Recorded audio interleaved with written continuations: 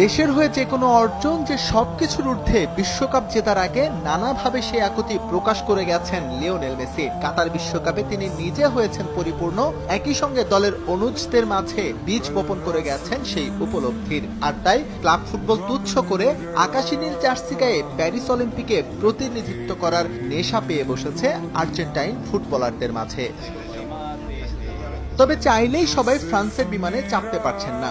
একে তো অলিম্পিক দলে বয়সের বাধ্যবাধকতা, তার উপর ক্লাবের সঙ্গে চুক্তি অনিশ্চয়তায় ফেলেছে ফুটবলারদের। তার চেয়েও বড় বিষয় হচ্ছে হাভিয়ের মাসচেরানোর দলে পজিশন অনুযায়ী জায়গা করে নেয়া। কিন্তু এমি মার্তিনেজ কিংবা এনজো ফার্নান্দেসের মতো ফুটবলার যদি নিজে থেকেই খেলার আগ্রহ প্রকাশ করেন, সেখানে নিশ্চয়ই আপত্তি তোলার কেউ থাকবে না।